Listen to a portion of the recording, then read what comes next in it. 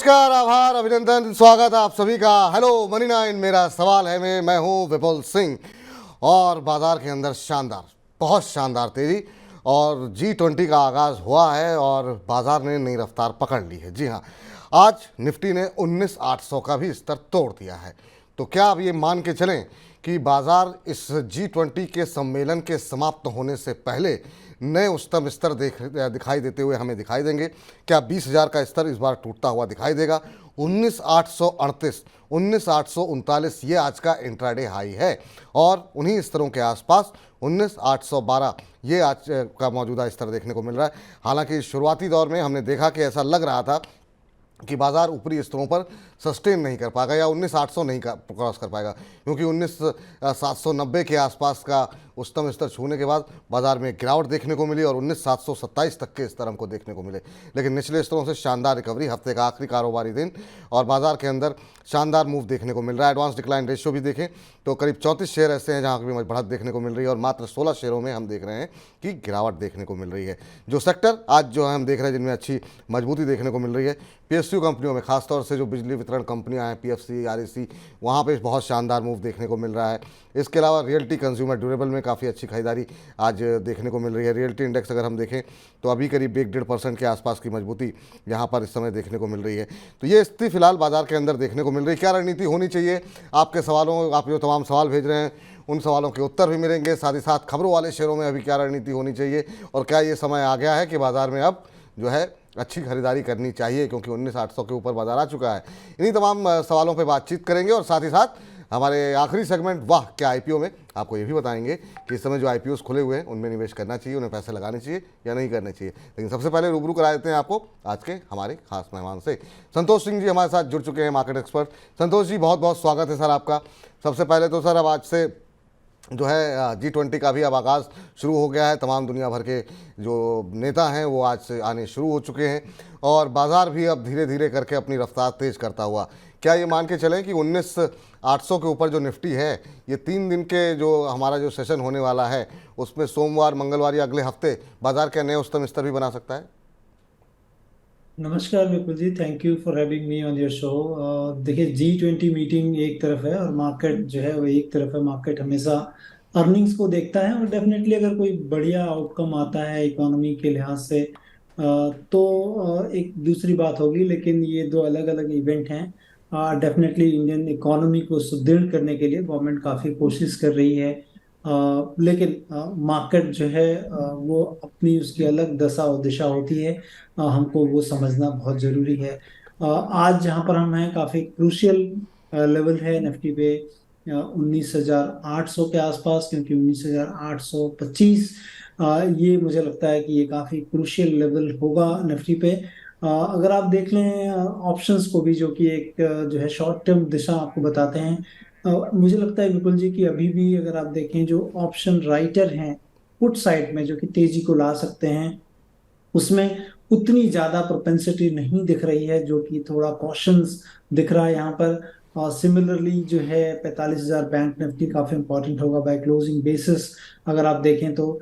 और सितंबर का महीना ध्यान रखना चाहिए, काफी बुलेटिलिटी भरा होता है। तकरीबन हिस्टोरिकली ऐसा देखा गया है कि 8 से 10% निफ्टी के लो और हाई में देखने को मिलते हैं। तो ये सारी चीजों को दिमाग में रखें। लैंडमार्क या जो कि रेजिस्टेंस के रूप में काम करेंगे, उसका भी मैंने जिक्र किया है। और उसको देखें कि 19,825 स्पॉट निफ्टी किस तरह से नेगोशिएट करता है, क्योंकि एक अच्छे गेन पर हम बैठे हुए हैं। लेकिन फर्दर गेन कहाँ से आएगा, वो 19,825 के ऊपर अगर निफ्टी बंद होता है डिसाइसिवली, और सिमिलरली 45,000 के ऊपर अगर क्लोजिंग आती है बैंक निफ्टी स्पॉट पे, तब मुझे लगता है कि एक रन होगा। ऑलरेडी अगर आप देख लें मिड, जैसा कि आप बता रहे थे कि मार्केट डेप्थ काफी हेल्दी है अभी भी, और अभी भी मिड एंड स्मॉल कैप से इसमें काफी तेजी दिख रही है वहां पर है। जब तक कि ब्रॉडर इंडाइसेस ठीक हैं, मुझे लगता है कि ये सारी तेजी बनी रहेगी।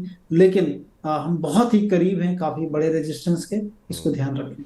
19,825 यहाँ पे नज़र रखनी है और 19,838 आज का इंट्राडे हाई है। क्लोजिंग बेसिस पे क्या इसके ऊपर बंद होता है बाजार, इस पे नज़रें सबकी बनी हुई हैं। लेकिन इन सब के बीच में बहुत सारे दर्शक जो है अब कार्यक्रम में जुड़ने लगे हैं। आशीष जैन जी हमारे साथ आज के पहले दर्शक जुड़ चुके हैं फोन लाइन पे। आशीष जी नमस्कार। नमस्कार नमस्कार सर। नमस्कार आशीष जी, कहाँ से बोल रहे हैं? सर वारंगल हैदराबाद। वारंगल हैदराबाद से। वारंगल तेलंगाना। हाँ बिल्कुल बिल्कुल सर, कैसे हैं सर आप? फाइन फाइन फाइन बढ़िया सर। जी बताइए सर, क्या पूछना चाह रहे हैं? सर आईटीसी के शेयर है मेरे पास 467 के। अच्छा, और तो क्या अभी सर उसमें क्या नजरिया है सर? एड ऑन करना चाहिए, क्या करना चाहिए सर? आईटीसी सर अच्छी रैली दिखाई है शेयर ने, और अब थोड़ी सी सुस्ती देखने को मिल रही है। अब जो भी खबरें थी वो काफ़ी हद तक आ चुकी थी, शेयर में काफ़ी अच्छी खासी रैली भी आ चुकी थी। अब क्या करना चाहिए, एक बड़ा सवाल है यहाँ पर सर। अब इनको क्या करना चाहिए? थोड़े ऊपर के भाव पे ले रखें, 443 का भी भाव देखने को मिल रहा है, 10-20 रुपए का नुकसान हो रहा है। आईटीसी पे आपकी राय क्या है? देखिए, एक अच्छे रनअप ऑलरेडी हो चुका है, और रनअप के बाद लेना मतलब आपको काफी ज्यादा रिस्क आप कैरी करते हैं। इस चीज का हमेशा ध्यान रखें, क्योंकि जब तक कोई बहुत ही प्रेसिंग जो है फंडामेंटल्स न्यूज नहीं है उस तरह की ऊपर के स्तर पे, जनरली आपको अवॉइड करना चाहिए, पहली चीज। दूसरी चीज, चूंकि आप ले चुके हैं ऑलरेडी, मुझे लगता है कि कंसोलिडेशन में है, क्योंकि एक अच्छे गेन के बाद स्टॉक देखा जाता है ऐसा प्राय कि स्टॉक कंसोलिडेशन में आते हैं। बेस बनाने की एक कोशिश हो रही है कि शॉर्ट टर्म में एटलीस्ट 437 435 रुपए के आसपास स्टॉक कहीं ना कहीं बेस बनाए और उसके बाद चले, क्योंकि एक अच्छे रनअप पे ऑलरेडी बैठे हुए हैं लॉन्ग टर्म गेनर्स जो हैं इसमें इन्वेस्टर्स। मुझे लग रहा है कि ये स्टॉप लॉस जरूर बना के रखें स्टॉक में 435-37 के बाय क्लोजिंग बेसिस पे। तो जो स्टॉप लॉस बताया गया है आपको सर, थोड़ा सा ऊपर आपने लिया है, उसका ध्यान रखते हुए आप अपनी स्ट्रेटजी प्लान करें। अन्ना चलवाड़ी जी का प्रश्न आया है, और कार्यक्रम के काफ़ी पहले इन्होंने अपना प्रश्न भेज दिया। तो कह रहे हैं गुड आफ्टरनून विपुल सर। वेरी गुड आफ्टरनून अन्ना जी, कैसे हैं आप? कह रहे हैं टीम लिस्ट के शेयर मैंने लिए हुए हैं 2350 रुपये के भाव पर लॉन्ग टर्म के लिए। अपना यहाँ पर वो जानना चाहते हैं संतोष सर आपसे कि इस पर लक्ष्य क्या है और कंपनी कैसी लग रही है आपको। कह रहे हैं आपका शुभचिंतक अन्ना। तो बहुत अच्छी बात है सर अन्ना जी, हम भी आपके शुभचिंतक हैं। आपका जो भी हो सके मतलब शेयरों से जुड़े हुए जो भी सवाल हैं उनका उत्तर देने की कोशिश करते हैं। आपने अभी 2667 का भाव देखने को मिल रहा है, और आपने लिए हुए हैं 2350 पे। तो अभी 300 रुपये पर शेयर इनको टीम लीज सर्विसेज के ऊपर प्रॉफिट हो रहा है सर। नज़रिया इनका लॉन्ग टर्म का है। ऊपरी स्तरों से शेयर में काफ़ी गिरावट देखने को मिली, लेकिन पिछले कुछ दिनों में हम देख रहे हैं कि रिकवरी आती हुई दिखाई दी है। पिछले एक महीने में करीब 13% के आसपास की रिकवरी देखने को मिली है। आप कैसे देख रहे हैं इस रिकवरी में, कहाँ तक जाता हुआ दिखाई दे रहा है? इनका नज़रिया लॉन्ग टर्म का है। देखिए, अगर लंबी अवधि का नजरिया है, मुझे लगता है कि स्टॉक को रखना चाहिए। काफी एक अच्छा कंसोलिडेशन दिख रहा है फाइनेंशियल्स में। अगर देखें numbers, quarter and quarter basis पे भी ठीक है नंबर्स। धीरे धीरे कंपनी जो है अपने जो नंबर्स के बेस है वो धीरे धीरे बढ़ा रही है। मुझे लगता है कि, और चार्ट में भी अगर आप देखेंगे तो कहीं ना कहीं बेसिंग आउट पैटर्न्स इसमें दिख रहे हैं। और एटलीस्ट मुझे लगता है कि 2600 तकरीबन 500 रुपए के गेन इसमें आने वाले टाइम पे हो सकते हैं, जिस तरह से चार्ट पे कंसोलिडेशन ब्रेकआउट के आसपास विद वॉल्यूम एक्सपेंशन दिख रहा है। मुझे लगता है कि अगर आपके पास है, एक प्रोटेक्टिव स्टॉप लॉस जरूर रखें। 2580 के नीचे का एक स्टॉप लॉस जरूर बना के रखें। काफी पोटेंशियल है स्टॉक में, लग रहा है कि यहाँ से 500 रुपए एटलीस्ट बढ़ने चाहिए। 500 रुपये एटलीस्ट अभी बढ़ने चाहिए। चलिए मोहित जी से बातचीत कर लेते हैं, लुधियाना से हैं। मोहित जी नमस्कार। नमस्कार जी, क्या हाल है? सब बढ़िया सर, कैसे हैं आप? बताइए क्या सवाल है आपका? बढ़िया बढ़िया। मेरे पास है टीसीएस के 50 स्टॉक्स हैं 3167 के प्राइस पे, तो मैं किस 2 भाव साल में के लिए होल्ड कर सकता हूँ। अच्छा, 3167 के भाव पे। हाँ जी। ठीक, चलिए पूछते हैं यहाँ पर सर। टीसीएस को लेकर के, आईटी को लेकर के काफ़ी सारे सवाल हर दूसरे दिन पहुँच रहे हैं हमारे पास, और लोग जानना चाह रहे हैं कि टीसीएस, इन्फोसिस, विप्रो जैसे शेयरों में कब रिकवरी आएगी। लॉन्ग टर्म नज़रिया इनका है, अभी थोड़े से लॉस में है, क्या स्ट्रेटजी अपनानी चाहिए? अभी 3450 के आसपास चल रहा है। नहीं, लॉन्ग टर्म के लिहाज से अगर देखें तो आईटी स्पेस में मैं बुलिश हूँ, बट रिलेटिवली मैं देख रहा हूँ कि छोटी मझोली कंपनियों को देखें अगर, क्योंकि वहाँ पर अपॉर्चुनिटी साइज काफ़ी ज़्यादा हो सकती है। जिस तरह से यूएस और यूरोप में रिसेशन की बातें चल रही हैं, और रेट हाइक्स शायद अभी भी ऑन दी जो है ब्रिंक्स है कि अभी भी होंगे रेट हाइक। तो उस लिहाज से ऐसा लगता है कि शायद गेन बहुत बड़ा शॉर्ट टर्म में ना आए। लेकिन लॉन्गर टर्म में जिस तरह से ये सारी जो अपॉर्चुनिटी है इन कंपनियों में, मुझे लगता है कि इस स्टॉक को लेना चाहिए आपको अगर लंबी अवधि का नजरिया है। और छोटे मसौली कंपनियों में अपॉर्चुनिटी साइज ज्यादा होगी, क्योंकि वहां पर गेन ज्यादा आ सकते हैं। इस कंपनी में भी गेन आएगा नो डाउट, क्योंकि सबसे बड़ी कंपनी है इंडिया की सॉफ्टवेयर क्षेत्र में। इस जगह पे लें या फिर कोई भी गिरावट में मुझे लगता है कि लेना चाहिए। 3600 के ऊपर एक अच्छा गेन देखने को मिल रहा है कि हो सकता है कि, क्योंकि कंसोलिडेशन पैटर्न काफी बुलिश है, आने वाले टाइम पे अच्छे गेन हो सकते हैं, 4000 के ऊपर भी जा सकता है स्टॉक। तो मौजूदा स्तर पे या यहाँ से कोई सब्सटैंशियल करेक्शन होता है तो लेना चाहिए। चलिए ले सकते हैं सर, लॉन्ग टर्म व्यू अगर आपका है तो बिल्कुल बने रह सकते हैं, लेकिन मिड कैप कंपनियों में जो है वो ज़्यादा मौके दिखाई दे रहे हैं। हमने देखा हाल फिलहाल में जो नतीजे आए कोफोर्स के या बाकी कंपनियों के, उन्होंने एक तरीके से आउट परफॉर्म किया है जो लार्ज कैप कंपनियां हैं उनको, तो वहाँ पर अच्छे मूव आपको और ज़्यादा देखने को मिल सकते हैं। बरखा देवस जी का प्रश्न आया है और बरखा देवस जी कह रही हैं good afternoon sir, very good afternoon Barkha ji, कैसी हैं आप? और कह रही हैं 200 शेयर इन्होंने कोल इंडिया के ले रखे हैं 230 रुपये के भाव पर। कह रही हैं कि अब मुझे क्या करना चाहिए, बने रहना चाहिए या फिर बेच देना चाहिए? इसके अलावा अंजना जी का भी एक प्रश्न आया है, लेकिन अंजना जी ने सब कुछ कहानी लिख दी है। 200 शेयर हैं, 55 के भाव पर हैं, लॉन्ग टर्म व्यू है, और भी ऐड कर सकती हूँ करंट भाव पर। आपका व्यू क्या है? लेकिन उन्होंने शेयर का ही नाम नहीं लिखा है। तो अंजना जी अपने शेयर का भाव और शेयर का नाम अवश्य बताएं, वरना से अंदाज़ा लगाना थोड़ा मुश्किल हो जाएगा। लेकिन पहले बरखा जी का प्रश्न ले लेते हैं, और इन्होंने कोल इंडिया के ऊपर सवाल किया है। कोल इंडिया में सर फिर से हम देख रहे हैं कि थोड़ा मूव जो है आता हुआ दिखाई दिया है। जिस तरीके से अब कोयले की शॉर्टेज को लेकर के बातचीत हो रही है, और जिस तरीके से पावर डिमांड हम देख रहे हैं काफ़ी तेज़ी के साथ बढ़ती हुई दिखाई दी है। जो मानसून के हालात रहे हैं, अल नीनो का जो इफेक्ट देखने को मिला है, एक महीने में 22-23% का मूव यहाँ पर कोल इंडिया में देखने को मिला है। 25% से ज़्यादा का मूव 6 महीने में देखने को मिला है। 282-283 पे ट्रेड कर रहा है। इनको अभी 50 रुपये पर शेयर का मुनाफा हो रहा है। कहाँ पर प्रॉफिट बुक करना चाहिए? देखिए, प्रॉफिट बुक करने की जहां तक बात है, मुझे लगता है कि अभी होल्ड कर लें, और होल्ड करके 270 के नीचे का बाय क्लोजिंग बेसिस एक स्टॉप लॉस लगा लें, ताकि जो गेन है वो कहीं निकल ना जाए हाथ से।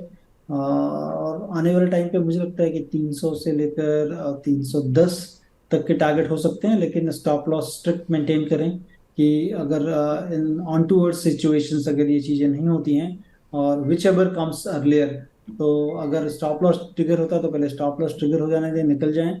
अदरवाइज होल्ड करें, राइड द टाइड करें, हो सकता है 310 315 के टारगेट आपको मिल सकते हैं। 310-315 तक के भी लक्ष्य मिल सकते हैं आपको। तो वर्खा जी आप अभी फ़िलहाल होल्ड करके चलिए, और जो अभी रन देखने को मिल रहा है इसको एंजॉय कीजिए। चलिए अब अंजना जी की टिप्पणी आ गई है। अंजना जी ने कहा कि जो है वो छूट गया उनसे, और कह रही हैं कि IRFC के शेयर इन्होंने ले रखे हैं। 200 शेयर हैं सर 55 के भाव पर, लॉन्ग टर्म का इनका व्यू है। मैम आपको अच्छा खासा प्रॉफिट तो खैर यहाँ पर हो रहा है, खबरों में लगातार बना हुआ है शेयर, और जब आपको करीब 20-21 रुपये मिल रहा है। आज भी 4-4.5% की तेज़ी है। पिछले एक महीने में 51% ये शेयर चल चुका है सर, और पिछले 6 महीने की बात करें तो 171% का रिटर्न दिया है। शानदार मूव देखने को मिला है। इस तरह के शेयरों में बस एक ही चीज़ का डर रहता है। हालांकि रेलवे शेयरों में बहुत सारी फंडामेंटल स्टोरीज भी हैं, बड़े बड़े ऑर्डर्स भी मिल रहे हैं, लेकिन जब शेयर इतना चल जाता है तो ये लगता है कहीं ऐसा ना हो कि जो मुनाफा मिल रहा है वो कहीं घट ना जाए। तो इनको क्या स्ट्रेटजी प्लान करनी चाहिए, किस टारगेट के लिए उसको होल्ड करना चाहिए, अभी इनकी क्या स्ट्रेटजी होनी चाहिए? अंजना जी के लिए आपकी राय क्या होगी? देखिए, मुझे लगता है कि स्टॉक काफी ज्यादा बढ़ चुका है, और काफी अहेड ऑफ द फंडामेंटल्स भी निकल चुका है। तो सबसे पहली चीज इनको करना है कि इनको अपने प्रॉफिट को प्रोटेक्ट करना है। और प्रॉफिट को प्रोटेक्ट करने के लिए मुझे लगता है कि 69 60 70 ये काफी इंपॉर्टेंट लेवल हैं। अगर इसके नीचे जाता है तो आपको प्रॉफिट बुक कर लेना चाहिए, क्योंकि अभी मार्केट में ओवरऑल मोमेंटम है, सेंटिमेंट काफी पॉजिटिव है। तो वो राइड द टाइड करने की सलाह होगी। लेकिन प्रॉफिट निकल न जाए, इस चीज को मैं बार बार कह रहा हूँ कि आपको अपने प्रॉफिट को प्रोटेक्ट करें। 70 के नीचे ही अगर मान लीजिए कि क्लोजिंग आती है तो आपको निकलना चाहिए फिर। 70 के ऊपर जो है वो एक ट्रेलिंग स्टॉप लॉस लगा लीजिए, और स्ट्रेटजी जो बताई गई है संतोष जी की तरफ से उसको फॉलो कीजिए। अगले दर्शक के पास चलते हैं। रत्नेश पाल जी हैं फरुखाबाद से। रत्नेश जी नमस्कार। नमस्कार सर, नमस्कार। नमस्कार। कैसे हैं? हम बहुत अच्छे हैं रत्नेश जी, आप बताइए कैसे हैं? बढ़िया है सर। चलिए बहुत अच्छी बात है, ऐसे ही प्रसन्न रहिए, खुश रहिए। आप बताइए क्या सवाल पूछना चाह रहे हैं? सर अडानी पावर पे सर 241 के भाव पे 70 शेयर हैं सर। करंट लेवल पे सर और बाइंग करना चाहते हैं, क्या सही है सर? एक बार भाव फिर से 241 के भाव पर हैं। जी जी, 241 भाव पे खरीदे थे। अच्छा, और अभी कितने समय तक होल्ड कर सकते हैं? ये sir long time. Long term तो ठीक है सर, लेकिन अब तक जो खबरें यहाँ पर रहती है ना, उसके चलते ये जरूर मन में असमंजस की स्थिति रहती है कि वाकई में ऊपरी लेवल पे खरीदना चाहिए कि नहीं खरीदना चाहिए, क्योंकि अभी सेबी की जो रिपोर्ट सुप्रीम कोर्ट में आनी है वो पेंडिंग है। फिर हर दूसरे दिन कुछ ना कुछ खबर आती है, और आप चूँकि इतने अच्छे भाव पे आपने लिए हुए हैं, तो अब मुझे नहीं पता कि यहाँ पर और रिस्क लेना चाहिए कि नहीं। मैं पूछता हूँ यहाँ पर संतोष जी से क्या उनकी राय है। और संतोष जी, और या शेयर सर कोई खरीदने, कोई कोई सर नया सर स्टॉक बता दीजिए अगर इसमें ना खरीदना हो तो। चलिए, तो नया शेयर तो आपको अभी मिल जाएगा। कार्यक्रम के अंत तक बने रहिए। चुन चुन के में जो है संतोष जी बड़ा रिसर्च करके एक दो शेयर रिकमेंड करते हैं, वहाँ पे आप स्ट्रेटजी अपनी प्लान कीजिए। लेकिन यहाँ पे भी अदानी पावर भी डिस्कस कर लेते हैं कि संतोष जी की राय क्या है। हो सकता है उनको ये शेयर अच्छा लग रहा हो। संतोष सर, क्या राय रहेगी? 241 पे लिए हैं, 370 का भाव। शेयर में रिकवरी भी है, 30-32% की रिकवरी एक महीने में देखने को मिली है। खबरों का फ्लो भी बहुत ज़्यादा है अदानी पावर के और अदानी ग्रुप के कंपनियों के अंदर। अभी सेबी की रिपोर्ट आनी बाकी है। आपकी स्ट्रेटजी? देखिए, मुझे लगता है कि चूंकि नंबर्स जो है वो क्वार्टर ऑन क्वार्टर बेसिस पे अगर नंबर्स देखेंगे तो काफी अच्छे नंबर्स कंपनी लगातार पोस्ट कर रही है। लगातार आप देख रहे हैं कि तकरीबन 4 क्वार्टर से नंबर्स जो आ रहे हैं काफी अच्छे नंबर्स हैं। अदर इनकम पोर्शन भी काफी ज्यादा बढ़ा हुआ है, इसके कारण कि हमको लग रहा है कि थोड़ा सा रिलेटिवली चीपर हो गया है स्टॉक। लेकिन अगर आप चार्ट को देखें तो दोनों चीज को मिलाकर देखते हैं कि शॉर्ट टर्म में एक अच्छी रैली भी आ चुकी है।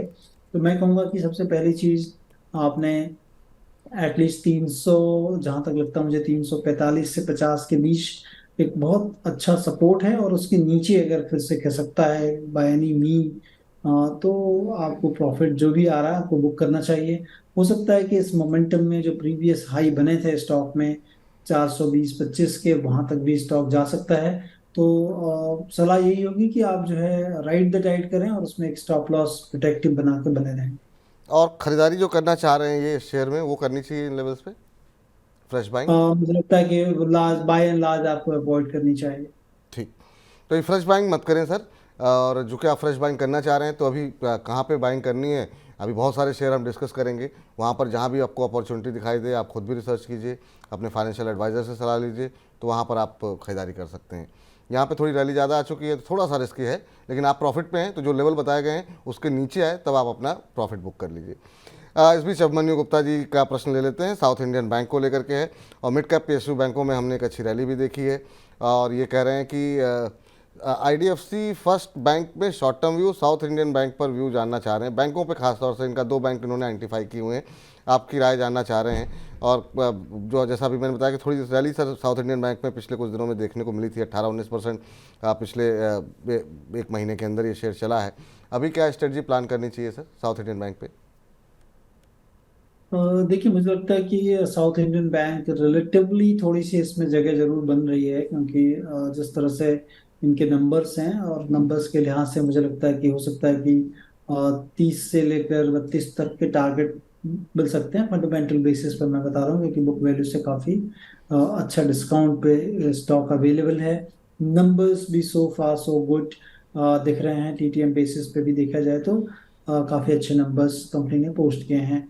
तो मुझे लगता है कि ये स्टॉक जो है काफी अच्छा पोटेंशियल रखता है, जहां पर कि एटलीस्ट यहाँ से 6-7 रुपए और स्टॉक में बढ़त देखने को मिल सकती है। लेकिन 23 रुपए के नीचे अगर स्टॉक जाता है तो एक बार ये अवॉइड करें, क्योंकि फिर हो सकता है कि नेगेटिव मोमेंटम डेवलप हो और नीचे आ जाए। लेकिन मुझे लगता है कि अगर लॉन्ग लंबी अवधि के निवेशक हैं तो अगर नीचे जितना मिलता है उतना ज्यादा मार्जिन ऑफ सेफ्टी होती है आपके लिए।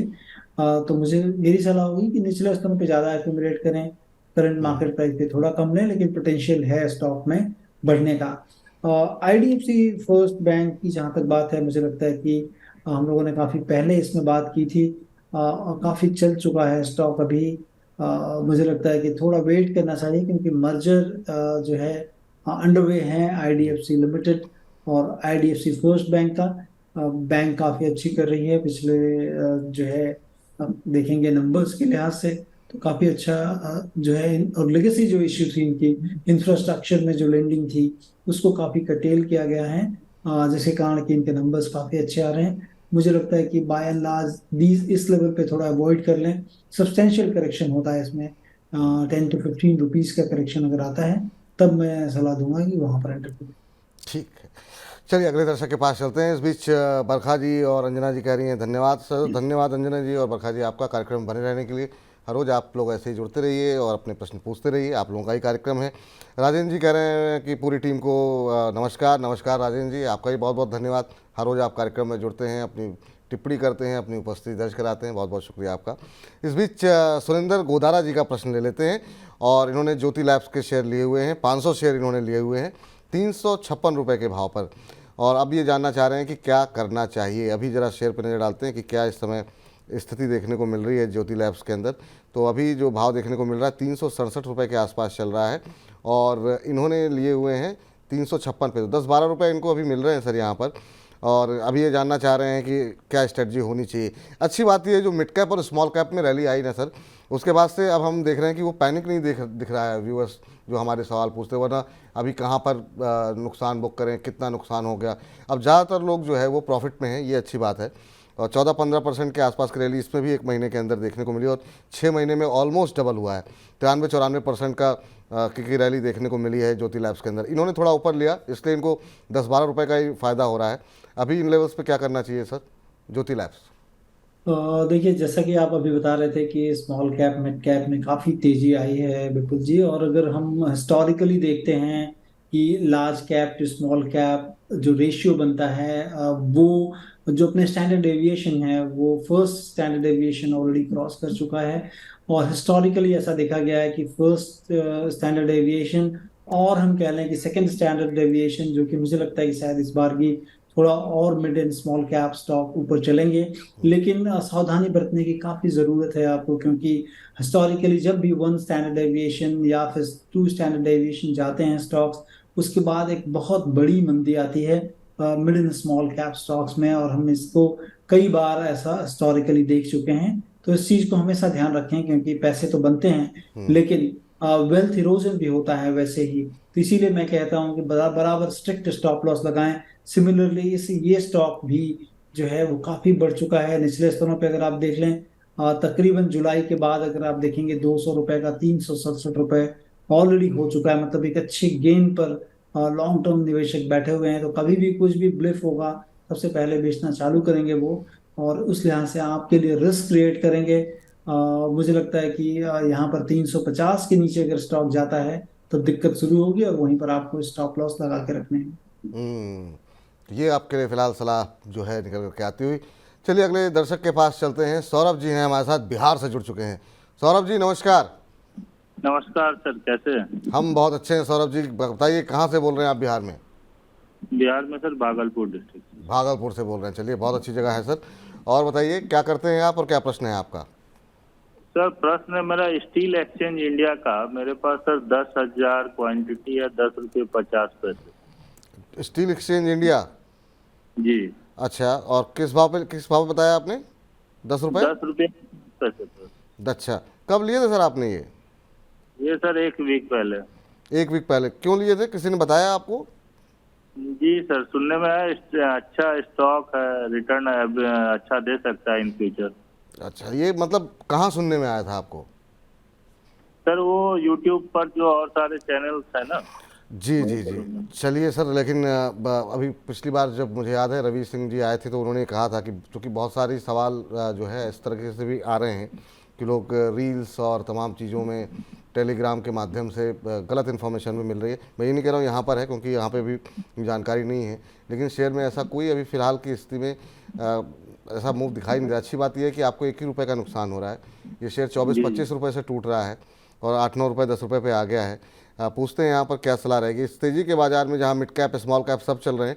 1 महीने में 22%, 6 महीने में 38%, और पिछले अगर हम 1 साल की बात करें तो 27% का नेगेटिव रिटर्न दिया है। ओवरऑल भी अगर हम देखें तो मेटल को लेकर के आउटलुक काफ़ी अच्छा नहीं दिखाई दिया है पिछले 1 साल के अंदर।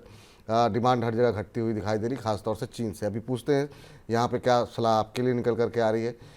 सर आप कैसे देख रहे हैं कंपनी के फंडामेंटल्स को? अभी इन्हें क्या करना चाहिए? इन्होंने कहीं पर सुना और उसके बाद से जो है इन्होंने यहाँ पे खरीदारी की है। नतीजे भी कंपनी के अच्छे नहीं रहे थे जो अभी Q1 के आए थे। कंपनी की जो आय में हमने देखा था 30% के आसपास की गिरावट देखने को मिली थी। देखिए, कंपनी पे जो दिख रहा है प्राइमा फेसाई कि कंपनी ऑपरेशनल प्रॉफिट में है, लेकिन कंपनी पे जो डेट है और उसके कारण जो है कंपनी को बराबर दिख रहा है कि लॉस क्रिएट कर रही है। और at a time when most of the steel companies, जो कि ये स्टील मैन्युफैक्चरिंग में है, और most of the steel companies are making profit. और ऐसे सिनेरियो में जबकि पूरे सेक्टर में का आउटलुक अच्छा हो और कंपनियां अच्छा कर रही हूँ, बहुत अच्छा तो नहीं कर रही, बट ठीक ठाक कर रही हैं, उस केस में जो कंपनी अगर आउट ऑफ दी जो है कॉन्टेक्स्ट जाकर लॉस कर रही हो, तो मुझे लगता है कि ऐसी कंपनियों में बने रहना एकदम वाजिब नहीं होगा। जल्दी से जल्द निकलने की कोशिश करें। तो मतलब आप स्कोर अप करें जो भी अपने ट्रेड हैं, क्योंकि नंबर्स जो है उतने अच्छे दिख नहीं रहे हैं। अदरवाइज अगर आपके पास कोई न्यूज़ हो तो मुझे नहीं पता, बट मुझे अगर लगता है कि अगर लेना होता तो मैं ऐसे शेयर में इन्वेस्ट नहीं करता। इसलिए सलाह होगी कि यहाँ से निकल लें। चलिए, अभी 1 रुपये का नुकसान हो रहा है सर, अगर निकल सकते हैं तो निकल लीजिए, वरना फिर अगर आपके पास कोई खबर हो जो हम लोगों के पास नहीं हो तो फिर अपने जो भी पोजीशन है अपने फाइनेंशियल एडवाइज़र से एक बार आप सलाह ले लीजिए। चलिए आगे बढ़ते हैं। आदिल शाह जी का प्रश्न ले लेते हैं और कह रहे हैं कि शॉर्ट टर्म के लिए सर क्या डिश टीवी में पैसे लगा सकते हैं? मैं शॉर्ट टर्म ट्रेडर हूँ। डिश टीवी पे जो है पूछते हैं यहाँ पे संतोष जी से क्या सलाह रहेगी। अभी अगर हम देखें तो डिश टीवी का भाव जो देखने को मिल रहा है वो चल रहा है करीब 21 रुपये के आसपास। आज 3.5% के आसपास की गिरावट देखने को मिल रही है। अभी क्या करना चाहिए सर? अब इस पूरे कारोबार को लेकर के थोड़ा सा असमंजस की स्थिति है। हालांकि पिछले 5 दिन में एक रैली और 1 महीने में रैली थोड़ी सी आई है, यहाँ पर 21% के आसपास शेयर चला है, लेकिन ओवरऑल इस सेक्टर को कैसे देख रहे हैं आप? डीटीएच बिजनेस को लेकर के आप फिर से अब नए सवाल उठ रहे हैं भविष्य को लेकर के, तो अब क्या स्ट्रेटजी होनी चाहिए? आप क्या सलाह देंगे डिश टीवी को लेकर के? देखिए, अगर इनके अंडरलाइंग फंडामेंटल्स को देखेंगे काफ़ी वोलेटाइल है। ऐसा कुछ नहीं दिखता है कि इस बिजनेस में निवेश करना चाहिए। और तो इनका क्वेश्चन लेकिन है कि ट्रेडिंग करना चाहिए। मुझे नहीं पता कि इनको ऐसे ही स्टॉक में क्यों ट्रेडिंग करनी है। मुझे लगता है कि ट्रेडिंग के लिए आपको जितने भी एफएनओ स्टॉक्स हैं वहाँ पर देखना चाहिए, क्योंकि वहाँ पर काफ़ी अच्छी लिक्विडिटी और जो है मोमेंटम दिखते हैं। कि जो प्लेटर है, आपको इक्विटी में भी करना है तो करिए, लेकिन वो बास्केट चुनिए कि कहाँ पर हम कर सकते हैं। तो मुझे लग रहा है कि इस स्टॉक में जो मोमेंटम बनेगा, अभी 21 रुपए के भाव हैं, एटलीस्ट जो है ये इसमें 23 23.5 के ऊपर अगर चलना चालू हो तब एक मोमेंटम हो सकता है कि पकड़े। 4-5 रुपए के मोमेंटम वो अपसाइड में मिलेंगे, लेकिन बाय एंड लार्ज मुझे मुझे लगता है कि ये स्टॉक को अवॉइड करना चाहिए। चलिए एक और प्रश्न ले लेते हैं और उसके बाद से फिर जरा हम अपने अगले सेगमेंट का रुख करते हैं। बजेंगे स्टॉक्स में आज बहुत सारी खबरें हैं तो उस पर भी हम यहाँ पर चाहेंगे कि बातचीत हो। जस्ट गौतम जी कह रहे हैं मैजगॉक डॉक में पैसे लगा सकते हैं क्या? अभी रुक जाइए सर, क्योंकि अभी थोड़ी देर में बजेंगे स्टॉक्स में इसको हम जरा डिस्कस करने वाले हैं, क्या कुछ यहाँ पर नए डेवलपमेंट्स हो रहे हैं। इसके अलावा ज़्यादातर सवाल मैं देख रहा हूँ कि काफ़ी सारे लोग जो है नई एंट्री को लेकर के पूछ रहे हैं। राजेश वोरा जी कह रहे हैं कि क्या जीएमडीसी में करंट भाव पे एंट्री कर सकते हैं क्या? जीएमडीसी आज हम देख रहे हैं कि 1.25% 1.5% नीचे है। 257 258 के भाव यहाँ पर देखने को मिल रहा है, लेकिन आज नीचे है। लेकिन पिछले एक महीने के अंदर शानदार मूव सर जीएमडीसी ने दिखाया है और करीब 51% का रिटर्न यहाँ पर देखने को मिला है। पिछले 6 महीने में 80% से ऊपर का रिटर्न दिया है जीएमडीसी ने। अब इस रैली के बाद क्या फ्रेश एंट्री कर सकते हैं? देखिए, मुझे लगता है कि यहाँ भी आपको अवॉइड करना चाहिए। अदरवाइज देखिए, वैल्यूएशंस के लिहाज से बहुत महंगा नहीं दिख रहा है स्टॉक, ठीक ठाक कर रहा है स्टॉक। लेकिन चूंकि given the kind of rally जो है पास्ट कुछ दिनों में एक अच्छी रैली आई है, तो बराबर ये लगता है कि जब कभी भी स्टॉक रैली करता है एक करेक्शन में जाता है और उसके बाद फिर जो है आपको अपॉर्चुनिटी ढूंढनी चाहिए। मुझे लगता है कि आपको थोड़ा वेट कर लें। 240 के नीचे मिलता है तब एक जो है एक एंट्री पॉइंट जरूर मिलता है वहां पे, कि वहां पर एंटर किया जाए। अभी एट दिस पॉइंट आप अवॉइड करें। अभी इस समय थोड़ा सा अवॉइड करें वो ज़्यादा बेहतर है। अनुज वर्मा जी पूछ रहे हैं जेपी पावर में एंट्री कर सकते हैं क्या? ये सब लोग अब एंट्री करने के लिए बहुत सारे सवाल हैं सर। आज मतलब मुझे लगता है 60 से 70% सवाल तो सिर्फ इस बात पे हैं जो हम डिस्कस नहीं भी कर पाए हैं कि यहाँ पे एंट्री कर सकते हैं क्या। ऐसा ही एक शेयर है जेपी पावर, बहुत दिनों बाद यहाँ पर प्रश्न आए हैं। एक समय काफ़ी जेपी एसोसिएट्स, जेपी पावर बहुत चर्चाओं में रहा करता था और अब जो है लोगों का पसंदीदा भी हुआ करता था, लेकिन अब तो काफ़ी लंबे समय से कोई चर्चा नहीं है, लेकिन अभी ये खरीदारी करना चाह रहे हैं। आज हम देख रहे हैं कि 3% के आसपास की गिरावट देखने को मिली है, 9 रुपये के आसपास अभी ट्रेड कर रहा है और रैली एक महीने में यहाँ पर अच्छी आई है। जब भी किसी शेयर में अच्छी रैली आती है तो बहुत लोग उस पर निगाह बना लेते हैं, तो शायद उसी वजह से इनकी नज़र गई होगी यहाँ पर। अभी क्या करना चाहिए सर? 9.45 पे खरीदना चाहिए? देखिए, मुझे लगता है कि फंडामेंटली अगर देखेंगे तो एकदम नो नो है, क्योंकि अर्निंग्स उस लिहाज से है नहीं जितना कि इनको मार्केट कैप है। तो उस लिहाज से आप तो नहीं करना चाहिए। हाँ, एक जो है कहते हैं कि फोमो जो फीलिंग ऑफ जो मिसिंग आउट है, क्योंकि रैली इतनी तेज बाजार में चल रही है, आप जो है पार्टिसिपेट करना चाहते हैं, इसीलिए शायद क्वेश्चंस आ रहे हैं कि बहुत तेज रैली है, स्ट्रॉन्ग रैली है मार्केट में, और हम जो है कुछ न कुछ लेना चाहिए हमें। और तो हमेशा इस चीज को ध्यान रखें, क्योंकि लॉन्गर टर्म में वैसी चीजों को लें जहां पर के फंडामेंटल अच्छे हैं, अंडरलाइन जो है, और आउटलुक जो है, फ्यूचर आउटलुक अच्छा हो, कंपनी का अच्छा जो मुनाफा कमाती है, वहीं पर आपको लेने की सोचना चाहिए। मुझे लगता है कि ये स्टॉक उन सारी चीजों में फिट नहीं बैठता है। ये स्टॉक उन चीज़ों में फिट नहीं बैठता है। तो सर बहुत अपॉर्चुनिटीज़ हैं। अब जेपी पावर सिर्फ इसलिए कि 7-8 रुपए का है, 9 रुपए का है, एंट्री कर लें, हो सकता है 1-2 रुपये मिल भी जाएं, लेकिन इस बात की गारंटी नहीं है कि रिटर्न मिलेगा ही मिलेगा। इस बात की संभावनाएं ज़्यादा हैं कि जो आप पैसे लगाएं उसमें आपको नुकसान हो। तो ये आपके लिए फ़िलहाल सलाह निकल के आती है।